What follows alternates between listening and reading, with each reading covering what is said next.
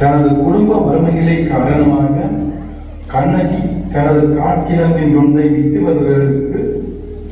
வருவதற்கு ஆனால் மதுரை மண்ணை ஆண்ட பாண்டியனின் மனைவி கோப்பெரும் தேவியின் சிலம்பில் ஒன்றை கண்ணகி கணவன் கோவலன் திருடிவிட்டான் என்ற தவறான புரிதல் காரணமாக கோவலனின் தலையை துண்டித்து பாண்டிய மன்னனால் மரண தண்டனை கோவலனுக்கு வழங்கப்பட்டது.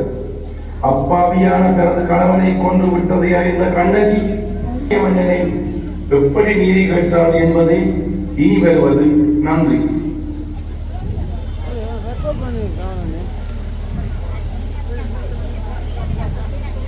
காவலரே, காவலரே, கண்ணீரும் கையில் தன் கிளம்பும் கொண்டு ஒருத்தி வந்திருக்கிறாள் என்று உங்கள் மன்னனிடம் போய் சொல்லுங்கள்.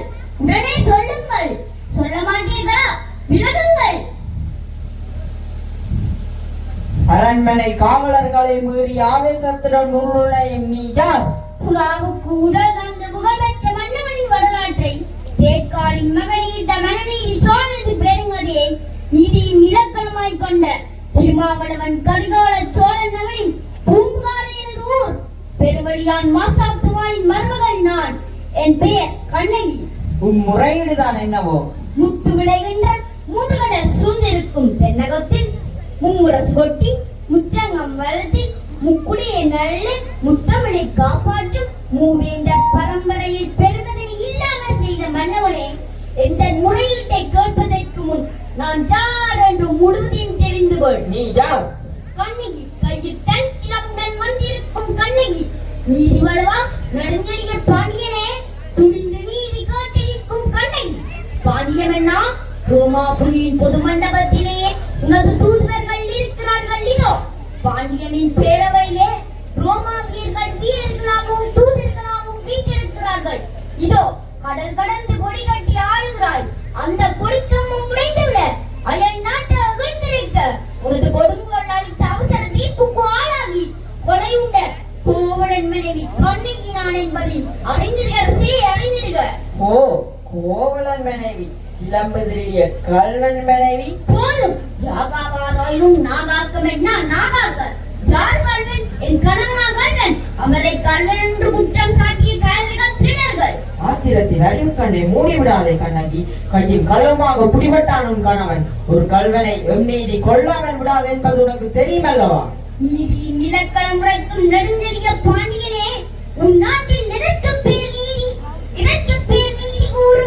நான் வணங்கும் தெய்வத்தை, என் வாழ்வு கருவூலத்தை சாவு படுகொலில் தள்ளிவிட்டீர்கள். கொட்டவனே, குடைநிலையில் குந்தன் மூலவனே, எண்ணிப்பார், நன்றாக எண்ணிப்பார்.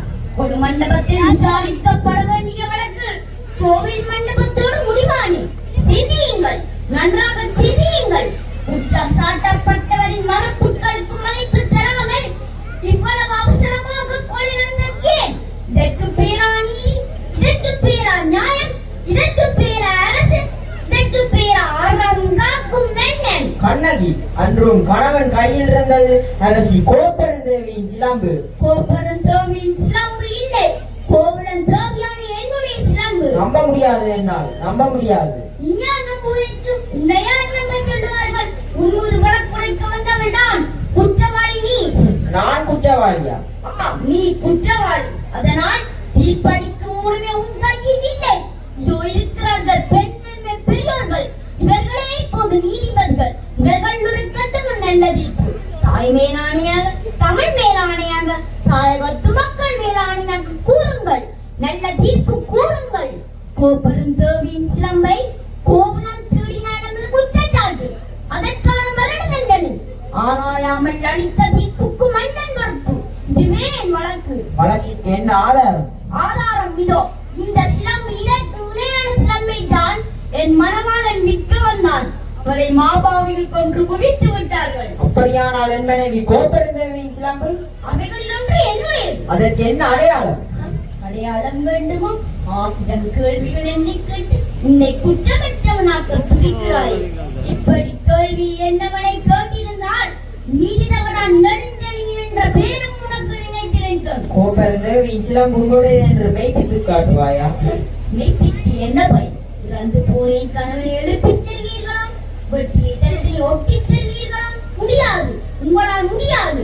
ஆனால் என் மணவாளன் தலை போல் உங்கள் தலைகளை தொங்க வைப்பேன். உங்கள் நீதி போனதா? உங்கள் நேர்மை போனதா? உங்கள் மானம் போனதா? மதுரை பாண்டியா, உனது மனைவியின் சிலம்பிலே உள்ள பற்கள் முத்துக்களா மாணிக்கங்களா? முத்துக்கள், அதுவும் பொற்கை முத்துக்கள். என்னுடைய சிலம்பிலே உள்ளவை மாணிக்க பழங்கள். அப்படியா? பார்க்கலாம். இதோ பார், இதன் மனைவி கோப்பெருந்தேவியின் சிலம்பு. இதன் உண்மைத்தன்மை உனக்கு இப்பொழுதே உணர்த்துகின்றேன். பார்த்தாயா? முத்துக்கள். அடுத்த சிலம்பு. மாணிக்கங்கள். மாணிக்கங்கள் அல்ல, இரத்த துளிகள். தர்மத்தின் கண்கள் வடிக்கின்ற இரத்த துளிகள். பாண்டியா, உனக்கு இன்னும் சந்தேகம் இருந்தால் இதோ என்னுடைய மற்றொரு சிலம்பு. மாணிக்கங்கள். அவையோரே, அறம் காக்கும் சான்றோர்களே, இதற்கு என்ன பதில்? தலை தொங்கி விட்டதா? நீதி கவிழ்ந்து விட்டதா? வாய் அடைத்து விட்டதா? நெடுஞ்செழிய பாண்டியனின் அறம் மரம் திறம் அத்தனை மண்ணோடு மண்ணாக கலந்து விட்டதா? ஐயோ ஐயோ, ஏன் இந்த மாட்டம்? உலகம் சிரிக்கின்றது பாண்டியா, நீ நீதி வழங்கிய செய்தி கேட்டு. ஆனை சேனை 1000 படை எதிர்த்து வந்தாலும் படை கொன்று பகை வென்ற உன் வீரம் எங்கே? கம்பீரம் எங்கே? உன் வெற்றி சிரிப்பு எங்கே? எங்கே எங்கே? மன்னா, மாநிலம் தரக்கூடிய நீதி வழங்கிய உனக்கு சங்கோடு இதற்காக? தேவையில்லை. மாபாதகம் புரிந்த உனக்கு மணிமுடி இதற்காக? தேவையில்லை. வேந்தர் குலத்திற்கு இழிவு கற்பிக்க வந்த உனக்கு வெண்கற்று குடி இதற்காக? தேவையில்லை. எனக்கு எதுவும் தேவையில்லை. என் உடலோடு சேர்ந்த என் உயிரும் எனக்கு தேவையில்லை. அழு, என்னை காலமெல்லாம் மழ வைத்த காவலனை அழு. என் கண்ணாளனை, கண் நிறைந்த மணமாளனை துடிக்க துடிக்க கொன்று விட்ட பாவியை நீ அழு. அழு, நன்றாக அழு. கண்ணகி, உன் கணவன் கல்வன் இல்லை, அவன் கல்வன் இல்லை. ஆராயாமல் அவசரத்தில் ஆணையிட்ட நானே கல்வன், நானே கல்வன். என்னை மன்னித்து விடு அம்மா, என்னை மன்னித்து விடு.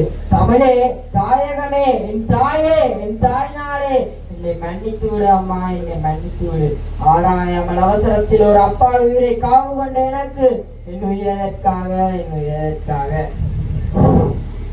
அழியட்டும், ஒளியட்டும், எல்லாம் அழியட்டும், எல்லாம் ஒளியட்டும். என் நெஞ்சிலேயே மூண்ட நெருப்பு நீதி தவறிய இந்த மதுரை